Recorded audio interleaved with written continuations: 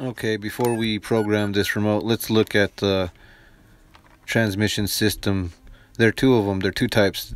This type is using a spring mechanism to shove out a second gear, and the servo is not actually connected to the to that piece there. It doesn't actually connect. It just, see right there, it's not even touching. It just pivots in there and shoves it into gear, and that spring is like an automatic release into second gear. And if you want it to activate positively, you're gonna have to program your remote to really shove that down in there first gear first.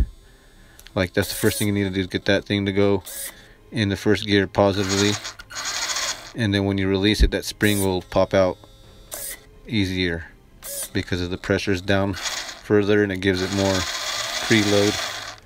So when you release it, it comes up like more accurately, like, and it shoves into gear, because that spring, we're limited by this spring here, its tension. If you're having trouble, it's because your spring tension is, maybe manufacturer didn't get it completely right. Let's look at the other system.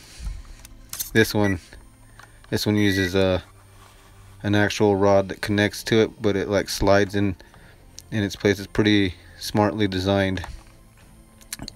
This one, I had to modify it to get a metal gear servo in there, so it's not like the original piece that connects to the servo. So when you buy this system, it'll have that piece there. I just took it off and customized it. But this one manually shoves it in there to second gear, and it shoves it back into first gear. And you can program your remote to shove it in a little firmer, so they got a positive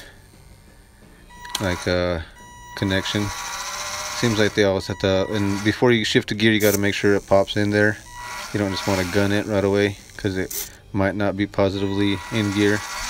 Sometimes it gets in there positively on the first try, but sometimes it takes a little bit to you have to go in slow when you shift gears.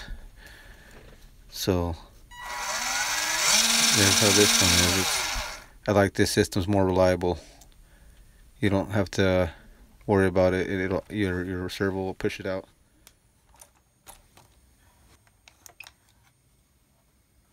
Alright, I'm going to show you guys how I programmed my remote.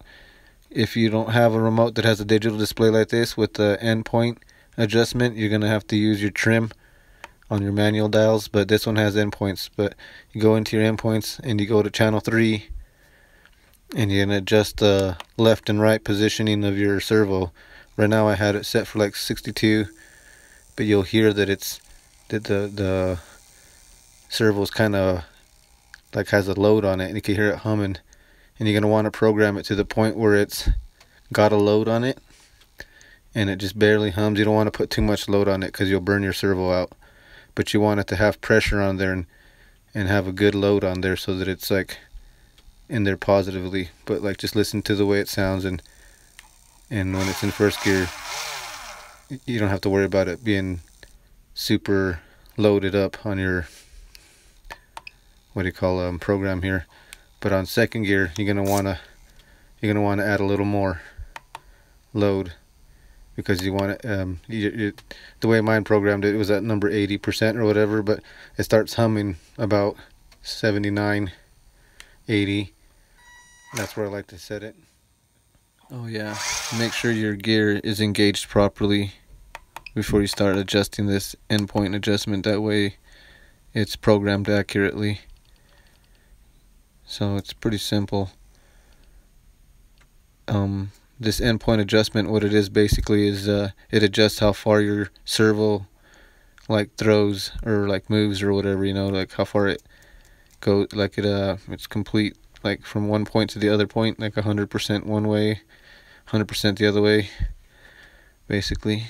And you're just adjusting how far it's moving. And your trim could help do that. If you don't have a digital display like this, you can use your trim adjustment and your dual rates to kind of program it. I think what the WPL did was, this was the first transmission that they did with this manual system, and then they came out with that spring setting. And what they did with that spring setting is I think it was easier for remotes without digital display, because you only have to adjust it one way. So you can just set your little gear thing off your servo positioned where you need it, and then adjust your trim as needed. And it's only needed one way, because once you release your gear, it's free, and then that spring automatically pushes it out of gear. So I hope this answers a lot of your questions. If you have any questions in the comments, don't be afraid to ask. I'll do my best to answer all the questions. Sometimes I don't get to your questions on time, but I eventually get to them. So as usual, thanks for watching. Please like and subscribe.